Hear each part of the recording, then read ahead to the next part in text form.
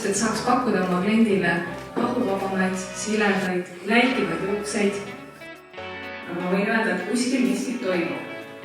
Mul ei ole enam mikker peas, ütleme niimoodi. Hästi läike on ja mulle väga meeldis see, et ta tõi just sellise kirka juuksevalvi tooni esile. Kuidas sa ise tunned? Kuidas juuksed on?